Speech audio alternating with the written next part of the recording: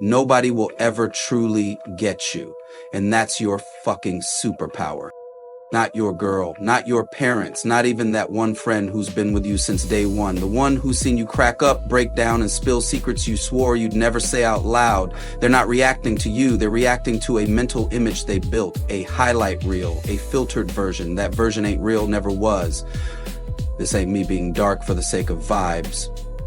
This is just truth most people can't handle. Your mind, private territory, nobody sees what you see. Nobody feels your joy the way it hits you.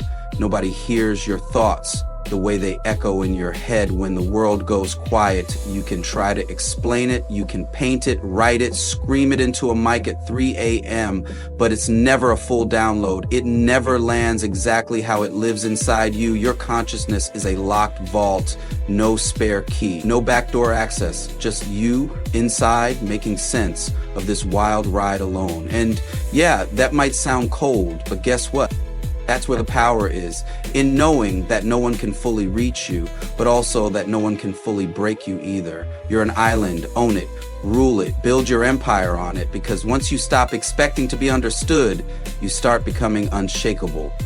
The philosophers who saw this, they didn't spiral into despair. They found power in it, because when you understand this glitch in the matrix, that's when you start to unravel what it really means to be human. Take Schopenhauer, the German guy who practically invented dark academia. This dude had a brutal yet beautiful view of life. He called it the isolation of consciousness, a fact that most people try to ignore. But he didn't see it as something to wallow in. He didn't cry about it. He saw it as the harsh beauty of existence. Why? Because when you strip it all away, you're alone. We suffer alone. You think someone gets you? They don't. They can't. They're stuck in their own head, just like you're trapped in yours. Every second you're alive, every sound you hear, every thought that buzzes through your brain, all of it happens on a private stage hidden behind your eyes. No matter how hard you try, no matter how perfectly you describe it, they can't feel what you feel. You're living in two completely different worlds, using the same words, but seeing entirely different colors. Let's break it down. Think about the color blue. We both look up and see the sky and say, yeah, that's blue, but what if your blue isn't my blue? What if my blue is actually your green? How would we ever know? Words, concepts, symbols, they fail to fully capture what's going on inside us. We're all left guessing. Now try describing an emotion. Ever tell someone how important something is to you and all they do is blink at you like you're speaking a different language?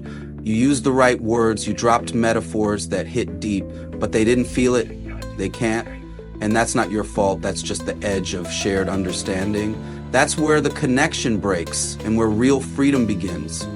Schopenhauer wasn't being a downer. He wasn't saying just give up. No, he was laying down the foundation of solitude as the starting point of freedom. This isolation, this is the essence of who you are. And when you own it, you're free. Because if you don't love solitude, you won't love freedom. But let's take it even deeper. This isn't some be a lone wolf fantasy. It's not about rejecting the world. It's about understanding that when we try too hard to escape that loneliness, we end up suffering even more. You've seen this in real life. You say something and people twist it. They project their own insecurities, their fears, their desires onto you. They're not reacting to you. They're reacting to the idea of you, the version they've made up in their head. And that version, it's got nothing to do with who you actually are. Not because they're bad or careless, but because brains don't come with Wi-Fi. They just don't have the bandwidth to really understand you. But here's where it gets interesting. Schopenhauer wasn't saying give up. He was saying this is where it all begins. The real journey starts when you understand that isolation. From there, you can begin to build bridges. Ones that mean something real.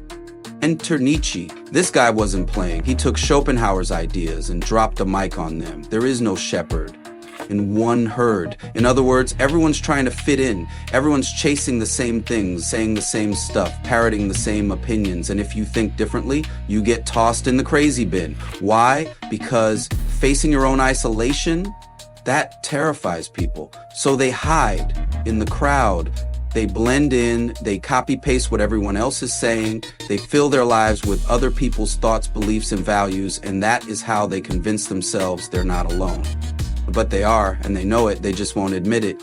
Nietzsche called that pull the spirit of gravity. It's the force that drags you down into conformity. It pulls you into the herd and forces you to play by their rules. But here's the game changer. You don't run from the abyss. You don't cower in fear of being alone. You embrace it. You accept that, yeah, you're isolated, but now, you're free. You don't need the crowd's approval to validate your existence.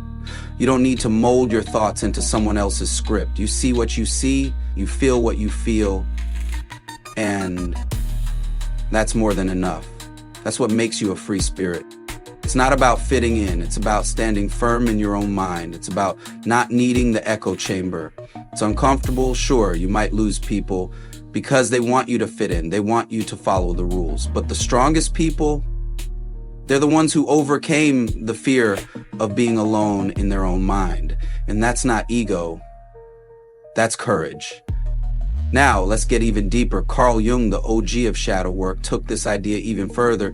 He said that people don't just fear being alone, they fear what they'll find when they're alone. And Jung was right. Even before smartphones, TikTok, and endless distractions, humans were experts at avoiding solitude because true isolation, it forces you to face yourself. No filters, no distractions, just you. Jung put it this way: loneliness doesn't come from being alone. It comes from being unable to communicate the things that seem important to you. Boom. Sometimes the real pain isn't that people aren't around. It's that when they are, you still feel unseen.